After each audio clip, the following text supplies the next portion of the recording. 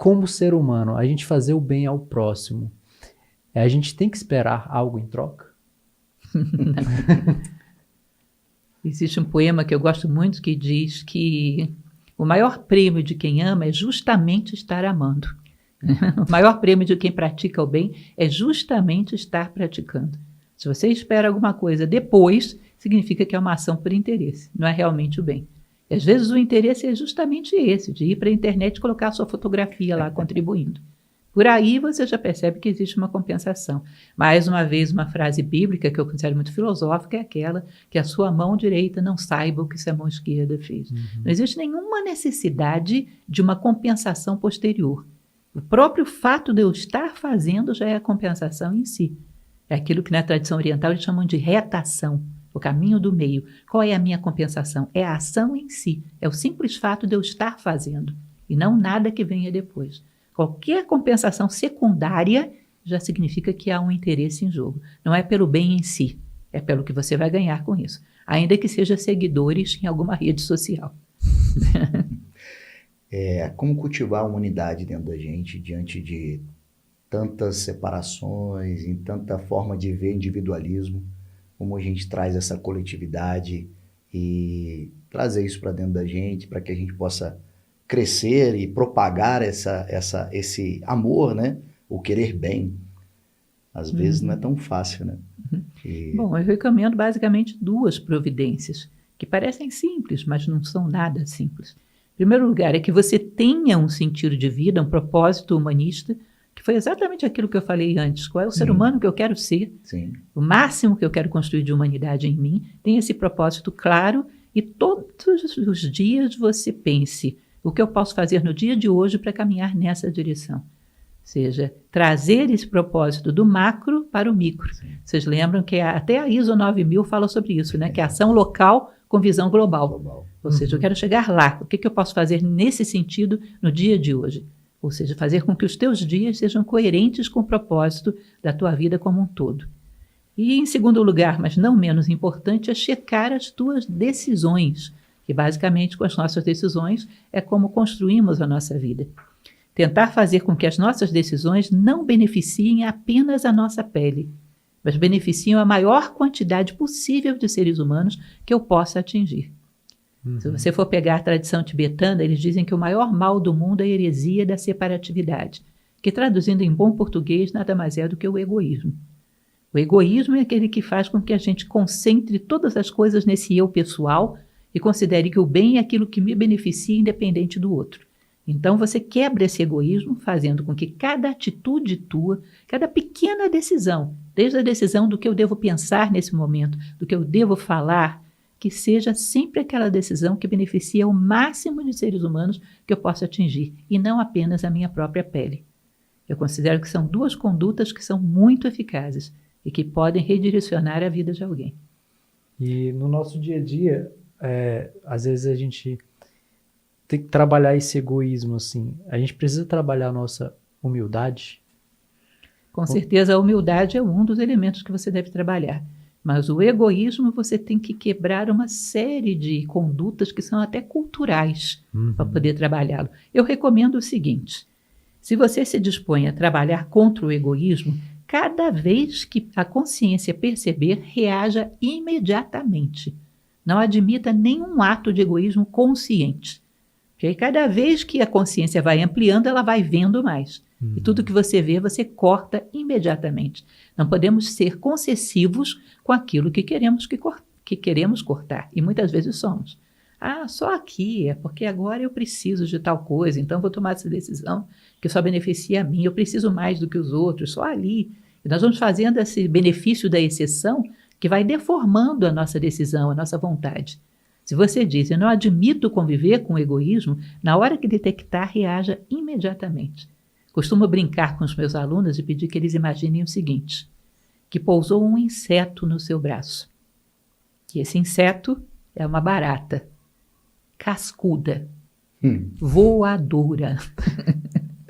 Você olha e diz, já vou tirar? Imediato. Existe uma reação, até uma palavra para isso. Joga lá longe. Não é assim? Sim. Detectou o egoísmo, faça exatamente isso. nesse momento, não dê um segundo de tolerância, porque assim você começa a ir revertendo esses parâmetros culturais que foram colocados dentro da nossa cabeça. Você começa a detectá-los, começa a reagir. Porque senão você vai cada vez mais abrindo concessões, quando você vê a sua vida estar mesclada com egoísmo para todos os lados. Tá? Então, tolerância zero para o egoísmo, isso é extremamente necessário. Professora, você falou, né, a gente encontrar o propósito. O que eu quero ser lá na frente? Né? Qual ser humano eu quero construir? Né? Daí, quando a gente vê lá na frente, a gente olha para a gente, às vezes a gente vai ver que a gente está ainda muito longe. E no mundo hoje em dia bem digital, aí a gente pega o celular, olha assim, vidas perfeitas, né, passando. Né? Todo mundo parece que só tem vida perfeita, né, no Instagram, nas redes sociais. E às vezes o sujeito dá um sentimento de, às vezes até depressivo, que eu não sou capaz, eu não vou chegar. Como a gente pode fazer para ir se blindando, para a gente ir cada vez mais próximo desse ser humano que eu quero construir? Primeira coisa que eu recomendo é melhorar o seu conceito de perfeição. Porque se você vê uma pessoa que tem necessidade, faz uma viagem à praia e tem necessidade de colocar 100 fotos mostrando o quanto ele está feliz, provavelmente não está tão feliz assim.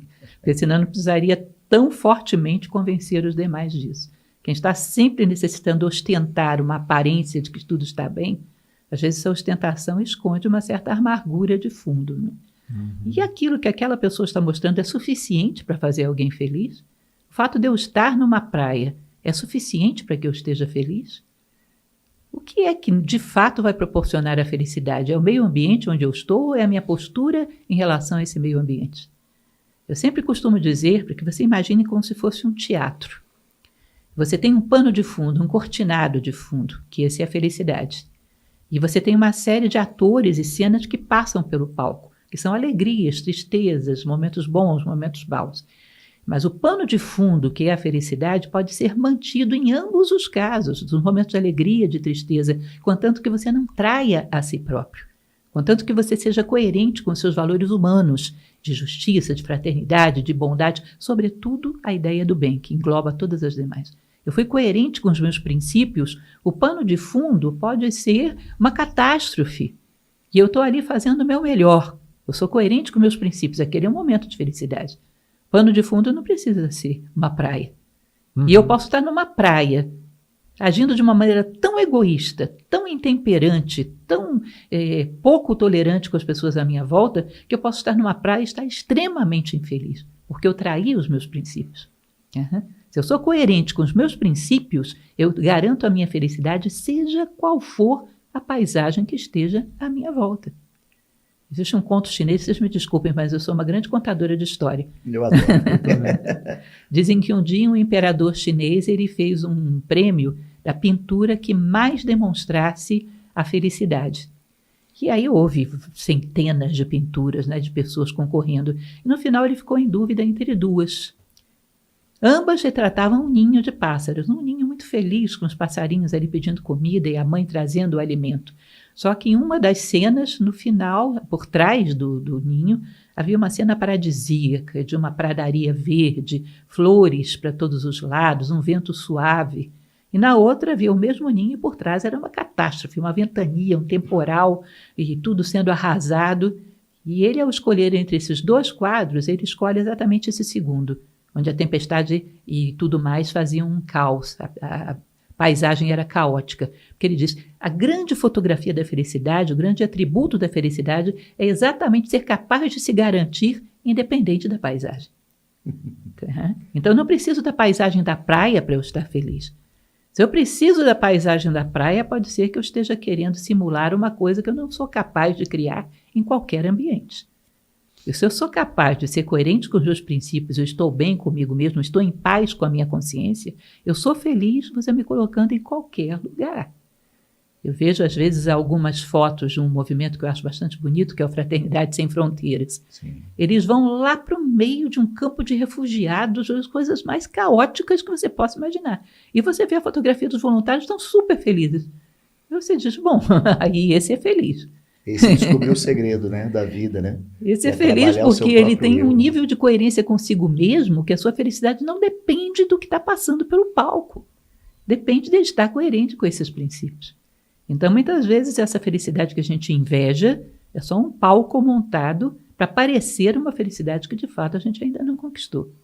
Porque quem é feliz não precisa de tanta afirmação da sua felicidade. Portanto, não se deixe influenciar tão facilmente por essas impressões de felicidade.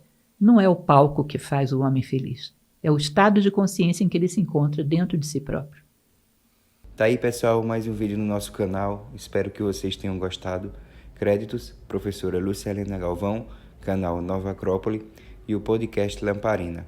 Se você busca autoconhecimento, espiritualidade, sabedoria, entre outros assuntos que vão te ajudar na tua caminhada pessoal, se inscreve no canal, ativa as notificações, comenta e compartilha com seus amigos. Muito obrigado.